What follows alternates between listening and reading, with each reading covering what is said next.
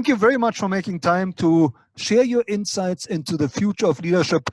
But before we go into leadership, can you please tell us a little bit more about yourself? Where are you from? Yeah, so I grew up in Durban. I was born in a little town called Umkomaas, which is on the Natal south coast. Right. When I was growing up, my dream career. Sorry, just so that I can finish it.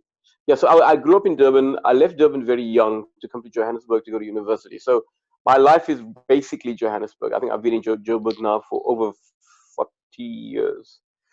So in terms of my dream career, when I was growing up, I wanted to be an astronaut. You must remember, I was born in 1960, and in 1969, and right through the 60s until 1969, the biggest news items were all about astronauts. And in 1969, they landed on the moon.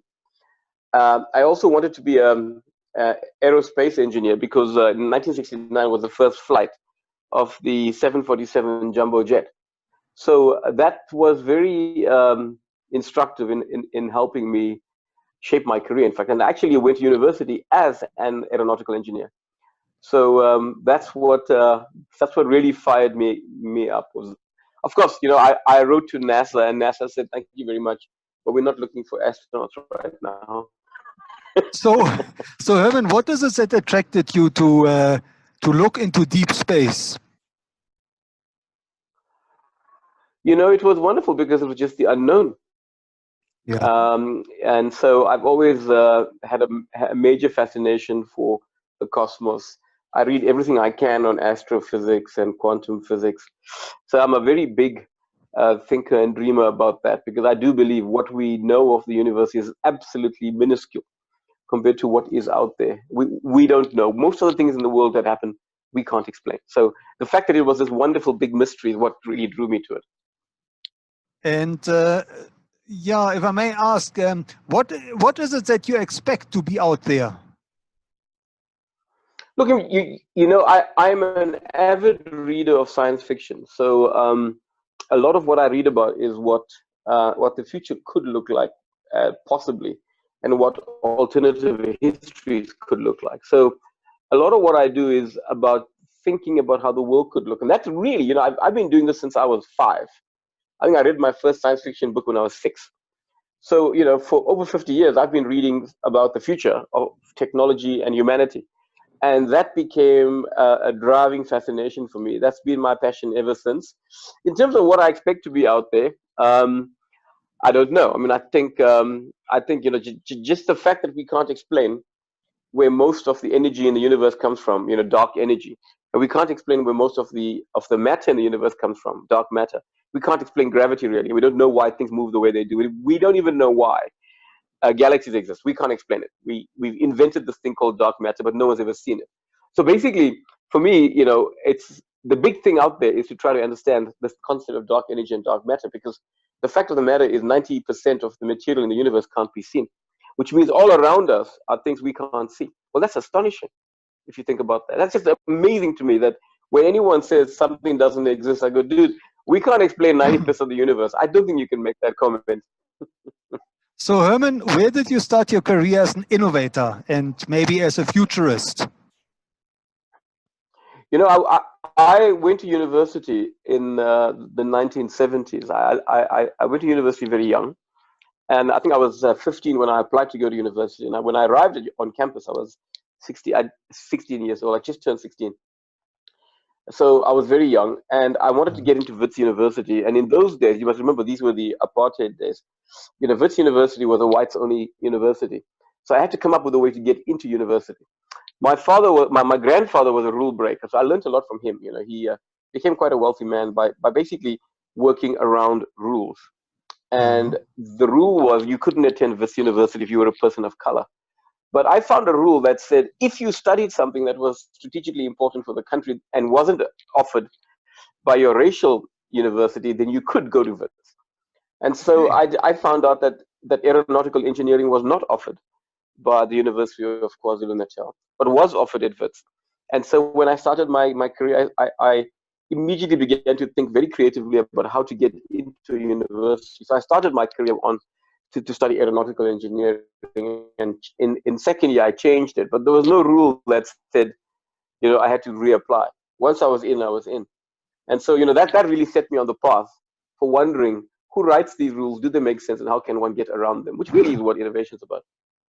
Absolutely. So, Herman, where did you go once you had attained your degree? Well, I went into engineering, so I was basically a mechanical engineer.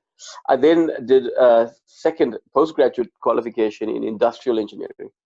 But basically, I worked for three companies, you could say, for most of my life. I worked in three industries for most of my life. My career started in engineering, so I basically became an engineer, a power station engineer. So I was building, power station equipment for Eskom. Starting, my first paycheck was December 1980. So from December 1980 until about 2000, I was basically working as a full-blown engineer for almost 20 years. And I spent a lot of that time in the Barlow Group, where I basically built and ran big factories, and we used 4-axis CNC machines way before these had become the norm, and we were implementing computer integrated manufacturing way before it became the norm. So we were working with robots and computerized systems. I think I was writing massive computer programs in 4 dimensions in the 80s, and so that got me into tech very, very early in my life. In 96, I ended up at so I had a short stint at General Electric, and then I ended up at Siemens. And at Siemens, I was there for four or 5 years, and I was the managing director of the engineering division of Siemens for 4 or 5 years for 14 countries in Africa. So I was running this huge operation, of that focused on industrial automation. So basically, how do you build instruments? How do you build sensors? How do you build industrial networks? How do you write a robust code? How do you implement process logic controllers? And I was the project director for Saldanha Steel, Hillside Aluminium, the De Beers Diamond projects, the world's first fully automated mine winder. So by 2000, I basically reached the pinnacle of my engineering career in the year 2000. I was basically the top engineer running the biggest engineering company in the whole of Africa, doing the most amazing things. And my next move, logically, would have been to move to Germany. But I didn't really want to leave South Africa. My family was here. I love South Africa. In the year in 96, in 2000, that was shortly after the transition. The country was on a very good track, and I really didn't want to leave. I'd fought for democracy for my whole life, so I didn't want to leave after we achieved it. So then I decided, what business do I know nothing about? What industry do I know nothing about? Because there was nowhere for me to go. I was running the biggest engineering company in Africa. So I decided that the only thing I could do was to leave the industry. So I made this brave decision to leave engineering after a solid 20-year career and go into banking. I was still very young. And so I went into banking because I wanted to get closer to this thing called the internet. And so I wanted to, get into high tech from a banking perspective, because I could see the impact that the internet was going to have on commerce. That was a brilliant decision. I moved to Standard Bank. I was the director of online services in October 2000. And basically, I took everything I'd learned in engineering and I applied it to business and to commerce and to finance. And so we launched this amazing thing called internet banking. Bluebeam.com, you might know about that. That was done at the time. I do remember. We built one of the so we built one of the world's first. And by the way, internet banking at Standard Bank was probably 4th or 5th in the world, first in Africa, by a long way, first in Africa. And then we implemented mobile banking, again, one of the first in the world.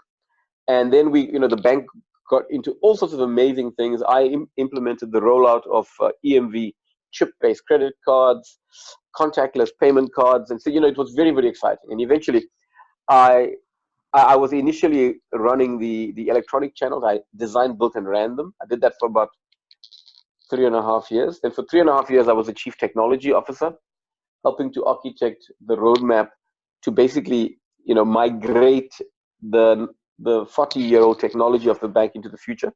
And then for the last 3.5 to 4 years, I basically spent my time building a new business incubator called Beyond Payments for Standard Bank, which went on to do some amazing things. We launched a whole bunch of very successful businesses for Standard Bank. And then I decided, well, this is interesting. I'm never going to become the CEO of a bank, and I don't want to be a CEO of a bank. Where is the next industry that's about to be hit hard? And I realized that industry was going to be the telecoms industry. So then basically I moved from Standard Bank after 11 years at Standard Bank. So, 20 years in engineering for basically 2 companies, and then 11 years at Standard Bank. You can imagine, if you look at my 38-year career, I think I spent 11 years at Barlow's, 5 years at Siemens, and 11 years at Standard Bank. So almost 60% of my career, 60-70% of my career was at 3 companies, which I think is very important. A lot of people drift around a lot these days, but I really, got stuck in and really got my teeth into it. And then I went into telecoms and realized that they had a massive problem. Voice calls were dropping, voice rates were dropping, data was rising, but data costs were dropping, capital requirements were increasing, SMSs were dying, and they needed something new. So I spent the next 7 years, basically, or 7 or 8 years of my life, basically helping build out brand new businesses in adjacent industries for telecoms. At Vodacom, I was involved in launching music, video, value-added services, banking, insurance. And then at MTN, I did the same thing. And I also moved into e-commerce in a big way. And we invested over $500 million in e-commerce investments at Standard Bank. So, I mean, at MTN. So, I left MTN now, but I'm still very close to them, and I help them with a number of projects when they need me to. But it's been a phenomenal journey, I think, really designing, building, and shaping the future of technology and business in Africa has been fantastic. And tell us, Herman, what would you say is the next big industry now that you've moved from engineering to banking to telecoms? That's a very good question. I mean, and in a way, that's one of the reasons that I stepped out of MTN, because I'm basically working on my next few ventures. I don't think I'll ever take a job again. Look, I think the one big thing that has to happen. So maybe to rephrase it, I think there's 2 aspects to that question. The first question could be, where do I think the biggest opportunity is? And I think the answer is there's a number of legacy industries, mining, banking, insurance, retail, that have not embraced digital transformation, and there's a huge opportunity to do more, including governments. So, so a lot of what I'm doing today is helping governments and big corporations to go through really business transformation. And I've been doing this for 30 years, so I know how to do that.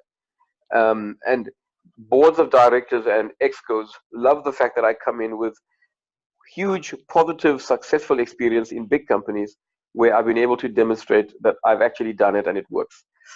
Versus bringing in a 28-year-old consultant who's never done anything in his life, but produce PowerPoint presentations.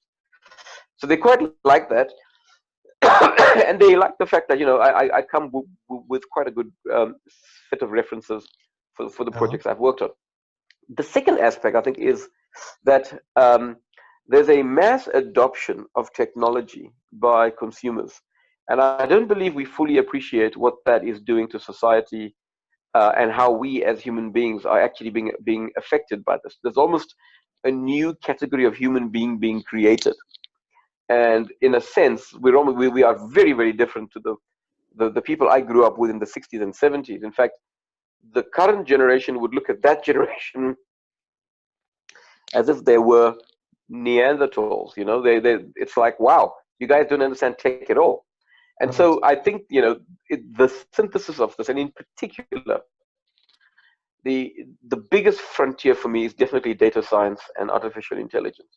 Because that's, IoT and everything else, IoT, energy, some other stuff that's happening in agri and health, etc. That's all interesting, and it's going to make a change. And I'm not saying it's not important. But consider that you're about to create technology that can fundamentally replace humans. That the one thing we never thought we'd ever be replaced at, and that's thinking. And we are getting there very, very quickly. So I think that is going to, and the trick is to kind of design it, build it, and get it right, because the whole issue of AI ethics is very important to get to get technology to not just think like humans, but to think better than humans. Because the assumption is humans are the best thinkers. Actually, humans are terrible thinkers. So what you don't want to do is you don't want to get an AI engine to replicate humans. You want an AI engine to think better than humans. And that, I think, is going to be a wonderful challenge going forward. And the tech is ready right now. And Herman, looking back over your career, what would you say was the major turning point? Yeah, I mean, it's good. Good question. I guess, the move from engineering into finance was a big turning point for me, and it was because it was driven by the fact that, really, I'd reached the end of my career. So, I mean, not the end of my career, but the end of my ladder of growth. I couldn't go any higher.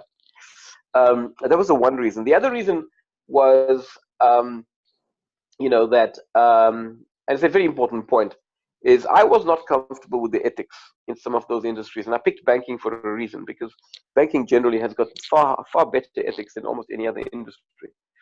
And I had actually flown to Germany and pointed this out to the board, and the board said, "Look, in Germany, paying bribes is legal." I said, "Well, I'm not prepared to accept that." And so I left. Having made those statements, I left. And 2 years later, 3 years later, everybody at the South African operation who I had warned about this was fired for exactly that reason, because they sanctioned it, and I was not prepared to work with that. And everybody on the executive committee in Germany was fired. And it became a huge international scandal for Siemens. And so I had to leave. I left that industry because, by 99, 2000, I had seen the way business was done. And I said, I can't do business like this. And that's important because, I've always had a view that one has to be true to oneself. And so that was a very important turning point, because ever since then, I've always spoken out my truth to power. And that has been a very key part of me. It may have made me unpopular, but and people may not have enjoyed what I've had to say, but I'm very, very, very frank about what I consider to be the right thing and the wrong thing. And I am very careful about what I associate myself with to make sure that I'm always on the right side of my morals. So that was a very big turning point for me. I guess the next big turning point was in 2012 when I left banking to go into the telecom space. Um, that was quite big because, again, I'd reached the limit of my career within a bank. I didn't really want to become a CEO of a bank, Yeah. but my mother had become very ill, and so for me, I took a 6 month sabbatical to go and help my mother because she needed surgery and she needed to recover. And I think that was a very smart move by me, because I often look back on that and I say, and it's a thing, I put it this way, I sleep very well at night knowing that I did what was right for my mother. And that for me is a very powerful thing. We often don't realize that family is a big part of our career. And the only reason I was where I was in my life is because my mother had sacrificed so much for me when I was growing up. So I'd have to say those were very big turning points. Then I guess the final turning point would be my decision to leave the corporate world permanently, and to move into a world of where I live a portfolio life, but I'm more a catalyst of innovation, and I'm helping to build out startups, and I'm helping to drive digital transformation across multiple businesses and multiple industries. And that puts me at a totally different level. I'm operating at a much higher level than I'd ever be able to work at if I'd remained stranded in a silo in a single company. So I think those were key points for me. And I think also I'm now able to work globally, and that's a wonderful thing. And that's only true because of the career that I've had. So those were definitely turning points for me. I'm not sure if that's what you meant. Yes, definitely. And Herman, tell us, you just mentioned that AI can think better than humans. So, in your experience, what is stopping humanity to think clearly, or maybe as straight as AI, which I find very interesting? It's quite simple, really. When you build an AI engine, you've got to decide, do you want the AI engine to emulate humans, or do you want it to be better than humans? So if you get an AI engine and you implement machine learning, the machine learning algorithm will learn from what the human experts are doing. Whatever they do, the machine learning algorithm will do. So take, for example, the issue of credit scoring or the issuing of loans. When machine learning algorithms were implemented in a bank for the issuing of loans, what they found is the machine learning algorithm replicated the credit officers perfectly, to the point where any racial prejudice that the credit scoring officer had was replicated by the machine learning algorithm. And what they found, for example, in America, is that it is very difficult if you're African American to get loans, far more difficult than it is if you're white. And so that bias was copied over. So if your brief is get an AI engine to replicate humans, you need to understand you are replicating all the biases and prejudices that humans have. If you said, well, actually what we want, the outcome we want is a perfect credit scoring engine without the biases, see that makes it very difficult, because the problem is writing an algorithm that copies humans is much easier than writing an algorithm that's better than humans. Because what you have to do first is figure out how humans think. Then embed that in an algorithm. Then you've got to go analyze the algorithm and analyze the outcomes of the AI engine to identify what is wrong in the algorithms that creates the biases in the decisions. And then you've got to go back into the AI engine and try to change it. It is extremely difficult to change an AI engine once it's already been built, bearing in mind that most of those engines are self-learning engines. So getting an AI engine to unlearn and relearn is quite difficult. And that's my point. And I can give you dozens of examples where humans are inherently less, let's call it optimal, because we are emotional, we could be sentimental. Sure. You know, for example, if you had a car with two older people in it driving on a mountain road, and you had a bus with 50 school children in it coming down the mountain road, and it's very clear that they're going to end up in a collision, and one of them will fall off the mountain, and everybody in that vehicle was going to die. If you had an AI engine in it, both of them, if both of them were self-driving cars, who makes the decision about who dies? You see, and this is the classic example that is given. Who makes the decision? So, you know, humans will go one way, which might be sentimental, and the AI engine might go another way. The AI engine might say, yeah, I've looked at these school children, but none of them are ever going to become, you know, rocket scientists. And by the way, the guy driving the car is the world's best brain surgeon. So actually, he should live. You see, the problem is the AI engine will look at it very logically, but humans will look at it very sentimentally and argue, yes, but the children haven't lived their lives yet, you know, and how can you judge what they're going to be? So the problem that you've got is bridging the sentimental emotional gap, and the issue of human values. How do you embed human values into an AI engine? These are difficult things, and we've got a lot of ethical scientists working on this right now, trying to fix it. So Herman, what would you say is driving you today? Well, look, you know, I think there's an opportunity for me to make a much bigger change in the world than I have up to now. You know, I've been very involved in my life with executive education. I've taught at business schools, and that's been very, I guess, fulfilling for me. So what's driving me today, I guess, is to say, you know, I've been able to really build staff, build professionals, build companies, build businesses, build technology, build processes. What I now want to do is help to kind of build society. And what that means is really I would like to help governments change. I'd like to help the adoption of technology in a positive way. I'd like to see positive outcomes. And you know, I'm writing a LinkedIn post about the fact that the world is very paradoxical right now. You know, at the same time, we are rich and we are poor. We are full and we are hungry. We are empty and we are full. You know, we have freedom and we have no freedom. We have privacy and we have no privacy. The world is very, very paradoxical. And I believe that we need to resolve these paradoxes. And, you know, it amazes me that people go to the most expensive town in the world to talk about how to help poor people. You know, I mean, why do we go to Davos? Davos is ridiculously expensive. And why would you go to Switzerland? It's dumb. You know, so for me, it's very interesting that the world is so full of paradoxes in this way. They should be going to Kigali. You know, they should be going to Lagos. They should be going to Mumbai. They should be going to, you know, Sao Paulo if you want to see people poor. and not go to Davos. So I think the world's full of paradoxes, and the real challenge is that the people with the power, so the people with the ideas tend to be quiet, and the people with the power tend to be very outspoken. I think that needs to change. I think what you need to have is the people with the ideas need to be more outspoken, because it's very clear in the world that what you have is the rapid execution of very poorly informed strategies. And the part of the reason is the people who are right are not being listened to. So that has to change, really. And so, for the betterment of humanity, really, there's no law in the universe that says that humans have to exist forever. In fact, humans could maybe be extinct in 10 years.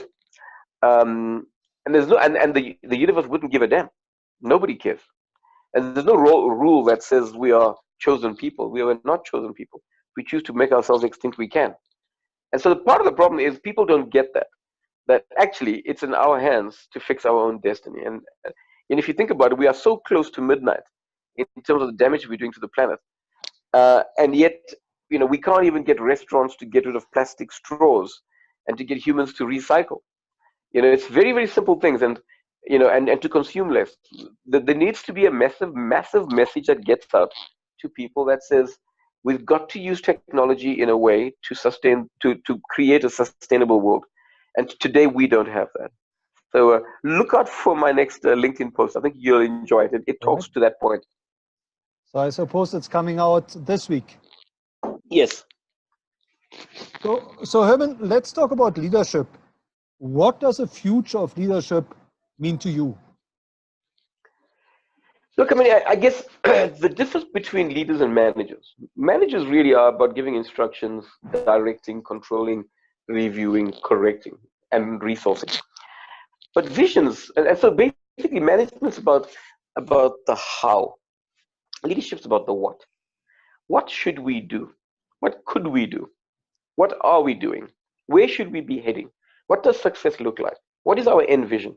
And that's what leadership's about. So leadership's about formulating a vision, envisioning it, and inspiring people to go there. That's a very difficult thing to do. Madiba was able to do that. Mahatma Gandhi could do that. Kennedy could do that. There are very few examples you can think of in the world where people were able to fire up millions of people around an idea that drove for the betterment of everyone. And so leadership's about that. It's about whether it's a company or a school or a community or a country or even a corporation. Leadership's about saying, where could we realistically go? I love the expression that says, leaders are merchants in hope. And so what we've got to do is give everyone in society hope. And I feel we are seriously lacking hope in the world right now. I feel that when we look at corporations and we look at governments and you look at citizens, people are hopeless. You go and look at the number of people who live month to month on their salaries and who are underfed and underpowered and everything. It's clear that they're losing hope. And that really explains why governments are changing so radically around the world.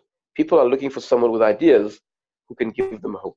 And so that's, I think, is the biggest lesson I would give you is how can you walk in, give people hope, and give them a path to the future.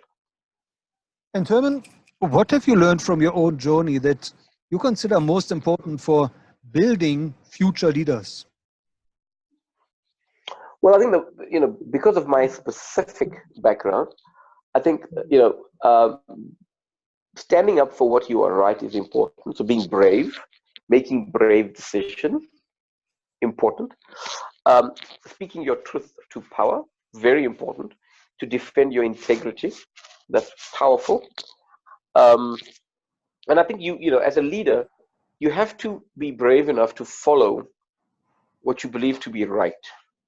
If you got to go out to your board and ask for money, I mean, I had to ask for $500 million at MTN to invest into our e-commerce businesses. You better believe in yourself. And so believing in yourself is a powerful thing, but you got to be able to take a bet on yourself. You got to be able to bet that you are right. And so this is a very, very powerful thing. It's difficult. Not many people are able to believe in themselves and take a bet on themselves. Mm. And it's only when other people see you do that, that you are living your dreams, that people follow you. I've heard it said that leadership is the art of seduction. You actually seduce other people to your vision, your dreams, your work ethic, your values. And that is very powerful. And so what you do is when people see how exciting it is, they follow you. Since I've left MTN, dozens of people have called me to say, well, Herman, what are you doing now?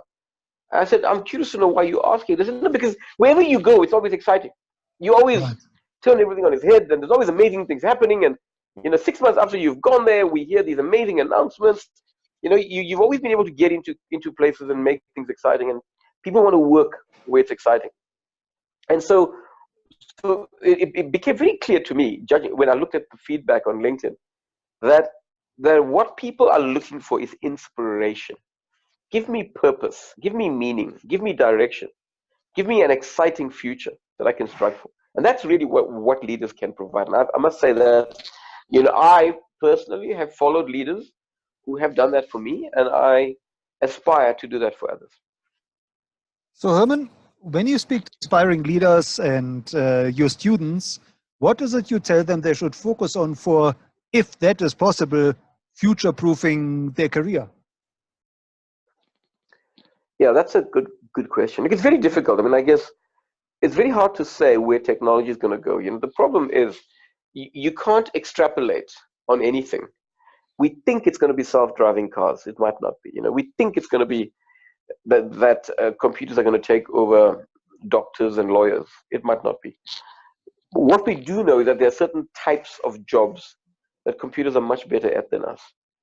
And I often say to people, here are the jobs, here are the types of tasks that you must aim to focus on. Things like anything involving empathy, anything involving interactions with humans in a emotionally sensitive manner, anything involving inspiring people, anything that involves creative thinking, and orchestration. Those are things that humans are going to be very good at. And it's a long time before robots are going to be able to do that. And so what I do say to my students is be careful about learning tasks. Because a lot of them are, I can do Excel, I can do, net present value calculation. I think, you know what, I've got computers that can do NPV backwards. But the real thing is when you look at venture capital companies, the most successful people aren't the people who are the best mathematicians. The most successful venture capitalists are the people who have the best vision. They can look at small companies and figure out where the vision is and who's going to get to the future first. And they invest accordingly.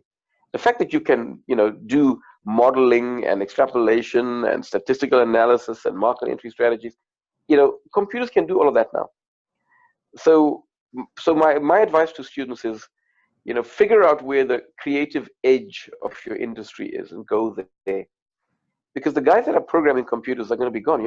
I showed people a slide last week. I did a presentation on data science and AI, and I showed people how the Google data scientists have now built an AI engine that can program AI engines.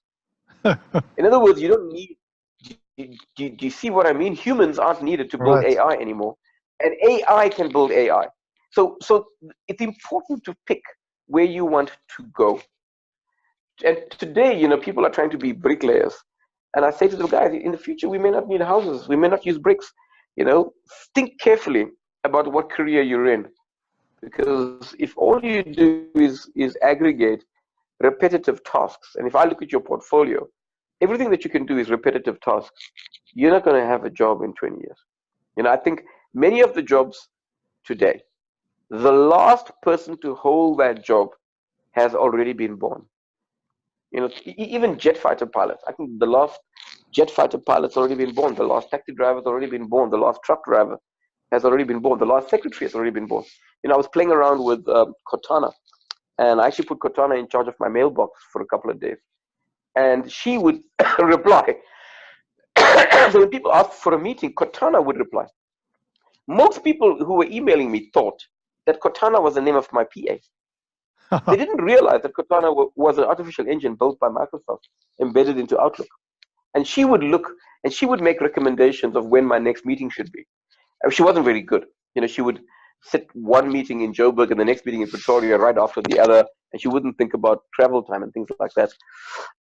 But I mean, I was amazed at how sophisticated it was. So, the last PA born. And I think there are many industries like this where that same statement is true. But take, for example, the last winemaker, the last beer maker, the brewmaster, the next tea mixer, the next person who's going to create perfumes. Those people are going to be around for a long time. So the creative edge of the industry is where you want to be. But I don't think you want to be the guy who's building wineries and transporting wine and stocking it and selling it. I think many of those things are going to be automated very rapidly. And Herman, when it comes to technology, what would you say are the key technologies, or maybe the trends of technology that future leaders should be following and focusing on? Well, as I've said, I think it's about data analytics, insight, machine learning, and AI, because there's so much of information buried in the data cloud that if we could make much better decisions if we could just access that information. Today it's not about automation; it's about insight. I'm more interested in the question, when all this technology has been implemented and everybody's been replaced, what exactly is humanity going to do? And so for me, the whole concept of redesigning capitalism and redesigning work and redesigning society in a generation where all the work's done by automation, that's the question. So because I mean, I can build a bank with 20 people. I mean, I've done it. We had 70 million customers and 20 staff members. Now think about that. I mean, Standard Bank employs 55,000 people. Yeah. That's the question. You see, so the big issues are, what are you going to do as a leader when you've retrenched 55,000 people and you're stuck with 20? How are you going to deal with that? That for me is a big issue. I believe that the future challenges are not technological. The future challenges are social. So do you think we still need jobs in the future? Do we still need to keep busy? Well, that's my question, right? I mean, I think there's an even bigger question, which is, do we still need money in the future? You see, that's a bigger question, because the only reason we have jobs for two or three reasons. One reason is jobs give us, meaning and purpose. And the second reason is jobs give us stimulation. And thirdly is jobs give us money. Now, if money didn't exist, take away like work, right? More and more work is being done in an automated fashion. And as this work gets automated, do people need to work? Work is not something we inherently need to do. Go back 20,000 years, we were all hunter-gatherers. Go back 5,000 years, and we were all, cultivating fields. Go back 200 years, we were all working in factories. Go back 20, 30 years, we were all working in call centers and, admin departments. So if you look at where the world is now, the world is radically in a different space. And so my view is that, going forward, work has constantly evolved, I believe, to the point where it won't exist anymore. So in 100 years, I don't think work or money will exist. Because, if I can trade, my efforts, whatever they are, with someone else, why would we need money? And I do believe that we're going to move from a world of scarcity to a world of abundance. But I think there will always be scarcity in things like oil and things like food, clean air, water, etc. So there is a need for value to be traded. And I'm still mulling over whether work is the best way of doing that, because so few of us are going to be working. And if that is true, what are they going to do? So, you're training people at university now for a world that doesn't exist yet. I'm not sure what skills to give them, other than to say, look, you need to be agile and you need to be able to learn quickly. It's very difficult to figure out exactly what skills they're going to need in the next 20 years. So we should be thinking a lot more about what the new society should look like. Exactly. Be like. Right. Exactly. Look at South Africa. 1/4 of South Africa doesn't work. Maybe even 40%. South Africa is halfway there. Do you see what I'm saying? The government pays them to stay at home. So South Africa is almost there. And so my sense is there are fewer and fewer people paying taxes so that more and more of the people can stay at home and do nothing. What the government's got to do is figure out, is that what you want? Shouldn't the people who are staying at home do something, but something that's socially redeeming? In India, if you stay at home and the government pays you, you have to fix the roads, you got to cut the grass, you've got to do certain minimum amounts of work, you got to do social work, you got to go and teach. Do you see what I mean? Social grants aren't given away for free. Social grants are given on the assumption that you do certain work. And then people have meaning and they have purpose. There's something to wake up for in the morning. And so then you start migrating to a world where we say, actually, there's no reason for people to work. You go to the Nordic states. You know, the sovereign funds in the Nordic states are worth like $1 trillion per country. I think Norway's got a sovereign fund of $1 trillion. That's a fund owned by the government, which is basically for the people of Norway, worth $1 trillion. Nobody in Norway needs to work. Okay, and I think Singapore's there already. Singapore's tax rate's 15%. You know, you look at the marginal tax rate in England, it's 48. And so you start looking around, you realize governments are going to have to fundamentally redesign what they are, what they do, how they collect funds, how they spend those funds. So, you know, the architecture of society is becoming quite an important thing, and far more important than technology. Because basically what's clear is that technology will hollow out industries. And when it hollows out industries, what's coming out of the industry is work. So work is leaving the industry. And soon it's going to look very similar to agriculture. You know, if you went to America in the 1800s, early 1800s, 80% of people in America worked on farms. You go to America now, it's 2%. Right. And that's where the rest of work is heading. You know, I think 2% of people are going to be able to do everything in the world. And so we've got to figure out what everybody else is going to do.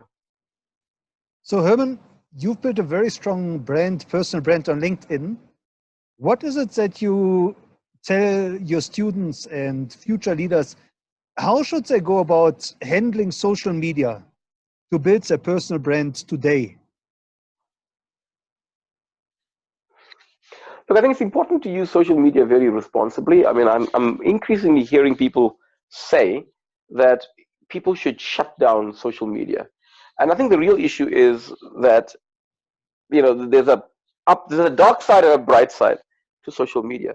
Social media lends itself to bullying. It lends itself to depression. You know, people get very depressed because of social media. It lends itself to people removing themselves from society, cutting back on social interactions with other people. The propagation of false news, the propagation of hatred. And so there's a very dark side to social media, because in a sense, social media allows everyone to talk to everyone immediately. Well, we've never had that before in the history of the world.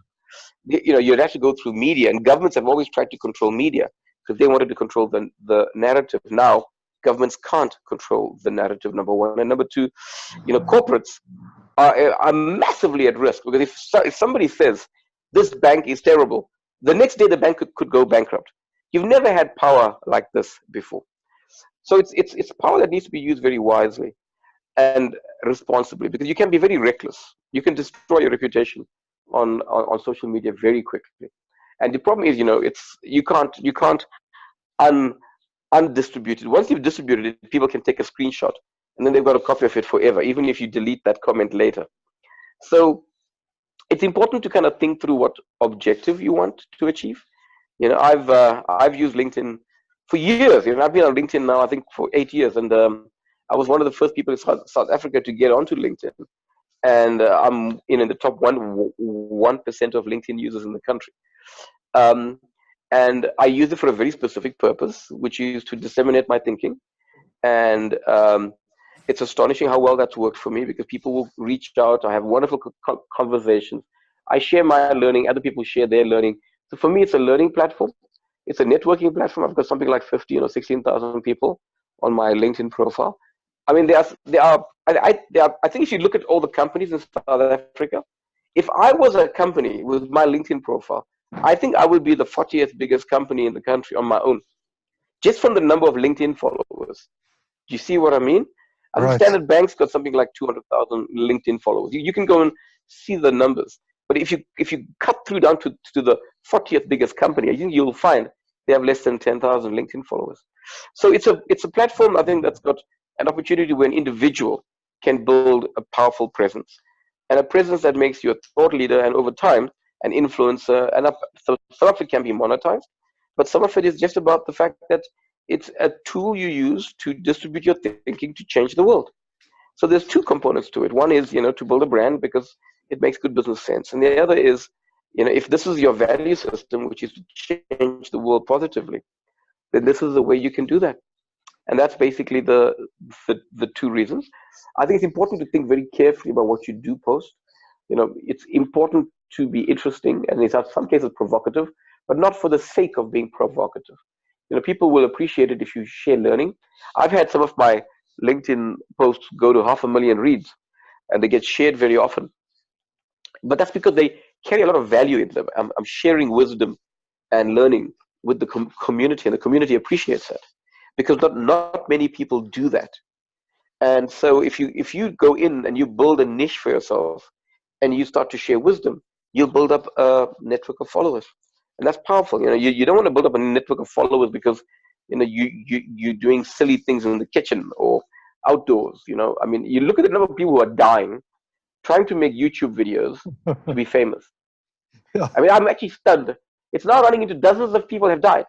Yeah. This lady, she in Japan, she like hikes and she does YouTube videos, and she fell into a crevice and died over the weekend. And you hear about this constantly. Planking. People were planking on balconies in high-rise buildings and fell off, and all for YouTube videos. So so be clear about what you're trying to achieve, because if you just want to be provocative, everyone wants their 15 seconds of fame, as Andy Warhol said. And so it's not about the fame. It's actually about building something that persists and is sustainable over time. Now, Herman, as a mentor to future leaders, can you maybe share a success story or two where you mentored somebody and that person took your advice to heart? Oh, that happens often, actually. I often get people saying to me, "Oh, Herman, you said this to me in 1996," and be honest, I don't remember it. I've mentored probably over 100 people. I mean, many of them have gone on to build amazing careers. So some of them have left corporates because they discovered in the mentoring process that actually corporate life wasn't for them. So I think there's wonderful stories of people who've gone on to, some of my students at university, are now billionaires. One of my students was Irene Charnley, who's now the CEO and founder of Smile Telecoms. I mean, she must be worth over $1 billion. And I've got many stories like this of people who've done remarkably well. I'm not sure if it was because of me. All I do is shape their thinking, guide them, and at the end of the day, they open the doors and walk through them. So I guess, mentoring's a tough thing. A mentor should never take credit for the success of their mentees. You're just a facilitator. You're just a guide.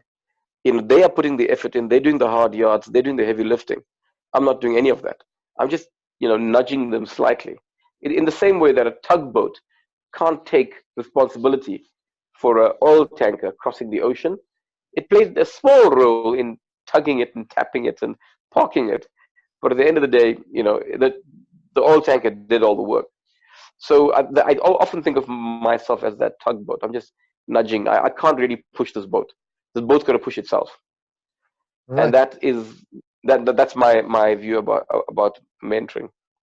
And tell us, Herman, are there any role models of leadership that you would encourage future leaders to study and maybe take a leaf from? Look, I mean, I've commented on the people that I've always admired in the world, and I think the role models, of Madiba and Mahatma Gandhi, and even Kennedy for all of his flaws. There's an element of, I can't think of any one person. Every person I will mention to you has flaws. Mahatma Gandhi had flaws. Madiba had flaws. Kennedy had flaws. Hitler had flaws. Mao Zedong had flaws. But they were all able to mobilize vast numbers of people. And that's what leadership is. It's about getting people to follow you. Sometimes you seduce people to an evil thought, as we saw with Stalin and with Hitler. but still, they were able to mobilize people. And so the role models, I don't like, for me, there's no single role model. Because you see, humanity has never created a saint. They don't exist. Every person on the planet, going back thousands of years, has dark secrets they would rather not talk about. There are no saints. No human can walk on water. So to say it's a role model is tricky, because they all have weaknesses. I guess the great leaders, they recognize their weaknesses and they built up teams around them. So I like Obama. I thought he was a fantastic leader. He knew what he was strong at, what he was weak at, and he built a good team. The same with Madiba, built a great team. If you look at Thabo Mbeki, I think he struggled because he was a technocrat who tried to make the decisions on his own, and he made a lot of bad decisions. And so I think it's important to take elements of behavior from different leaders and craft your own leadership style. I think I believe in something called situational leadership. That means you have to craft what style works depending on the situation that you're in. It varies. And to say that the Kennedy style is going to work everywhere, the Churchill style is going to work everywhere. Well, Churchill was not highly respected until he became prime minister. He led Britain through the war, and after the war, he wasn't really in the public face again. It was odd. It was like Churchill's style was needed for those years in the war. Right. And so you must craft your own leadership style based on the situation that you're in, and you must select elements of excellence from leaders that you studied. That would be my advice to people. Now, Herman, where can people follow you, and how best should they connect with you? So I've got a website. They can get hold of me on my website. It's www.futureadvisory.co.za. And my LinkedIn profile you've got. On Twitter, they can follow me on @FutureHerman. That's my Twitter handle. I don't tweet as often as I am on LinkedIn, but if you want to, you can follow me there. But basically, I'll have a blog which will be linked to my website in the future. Okay. And Herman, last but not least, is there one piece of advice that you would really like to convey to future leaders that they should implement in their daily life?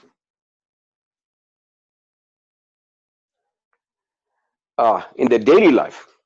Yeah, something. Look, I think it's important to be clear about your purpose and your passion, and it's important to get balance. I suppose I think balance is the important lesson here. What I've learned is I've seen people who believe their purpose is to climb the highest mountains, and they give up everything just to do that. I've seen people who just want to be fit, and they die of excessive fitness. I've seen people who just want to be wealthy, and they die as the world's richest people. I've seen people who just want power. And the part of the problem in the world is obsessive compulsive behavior. That you pick one element of success and you make it the only element of success. And my recommendation to people is it's so critical that you build balance in your life between health, between wealth, between family, friends, the future, and of course, your faith. And so getting that balance right, I think, is quite powerful. Because if you can get that right, practice balance in everything you do. There are 168 hours in every week. I was on a bicycle yesterday doing some math, and I was looking at how many hours I spent actually developing myself. And I was amazed at how few it was. And then I realized I spent so many hours driving, so many hours doing routine work, so many hours sleeping, so many hours eating, etc. And I realized that I could totally re-architect my life just by looking at getting balance in those hours. And that's my recommendation to people. Get balance in your life, and you'll get balance in your mind. Well, Herman, thank you so much for sharing your insights and your wisdom. And I particularly like your advice to build your personal brand around sharing wisdom. And thank you for reminding us that we have the power to create a better future. And I think we have the obligation to create a much better future for our children than what we've been living through. Exactly.